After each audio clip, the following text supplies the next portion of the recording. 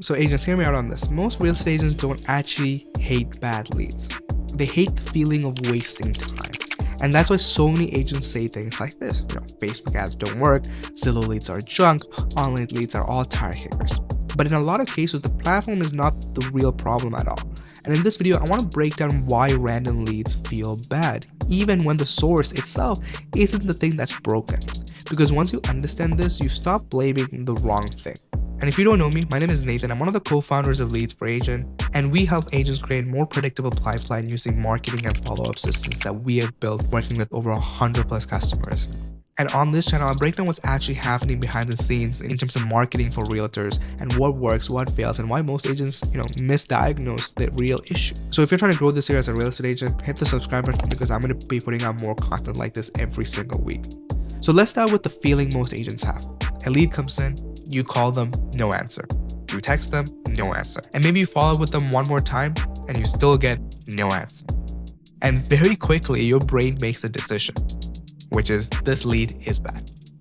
And I want you to pause and think about how fast that judgment happens. And it happens fast. Sometimes after one call, sometimes after one text, sometimes after one weird conversation. And from the agent side, I get why this happens because you're not judging the lead in a vacuum, right? You're judging the lead based on how it feels to deal with them. And it's frustrating, it's inconsistent, slow, awkward, random, any word that you can name that's negative.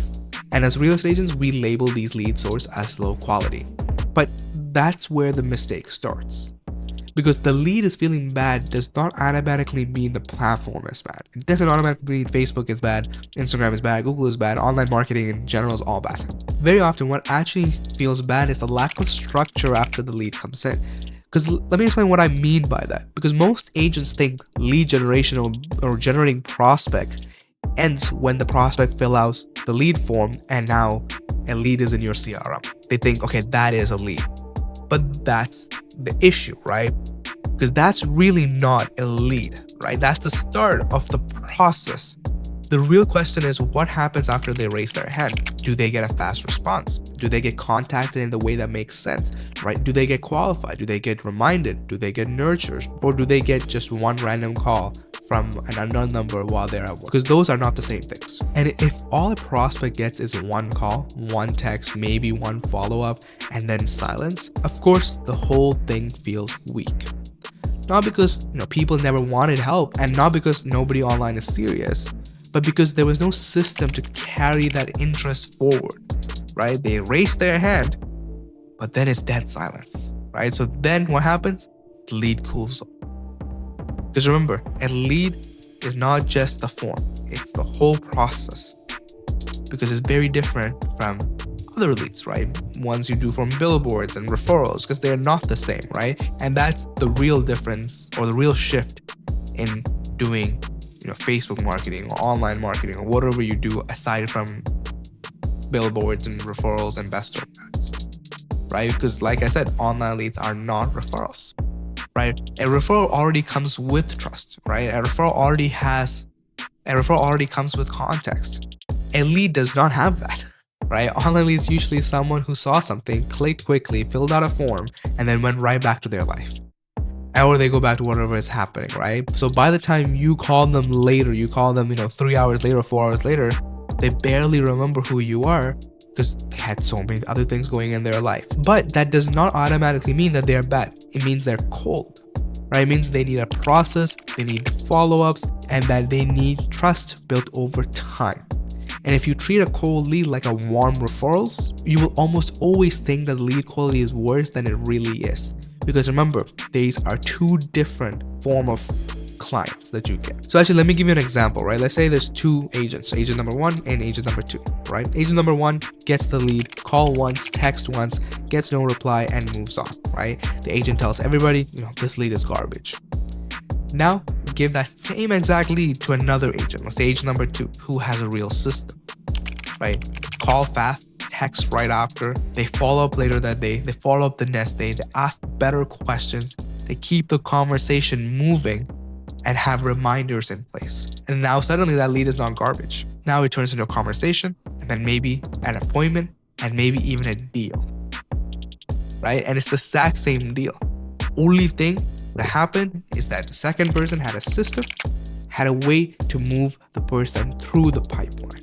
So was it really the platform, or was it the system around the platform that you built? To simple it down, there are 3 reasons why random leads feel worse than they actually are. Number 1, slow speed to lead. It is so important, and I can't emphasize it enough, on how you have to call them when they become a lead, right? As soon as they're in your CRM, you have to call them. And number 3, no reminders or nurturing. Most people do not move the first touch, right? As agents and as salespeople and people who run the business, you know that it takes a minimum 7 touch points before someone makes a decision. So you have to keep repeating yourself. You have to keep reminding, you have to keep pushing. So if there is no reminder system, no nurture or no follow path, then every lead will feel like a dead end. So what should you actually do? First, stop using one bad interaction as proof that the whole system is broken and the whole platform. Online leads suck. Second, tighten up your backend, right? Make systems, faster response, better qualification, better follow-ups, better reminders. Third, start measuring the system, not just the source. When a lead comes into your system, track how fast you're responding to that person.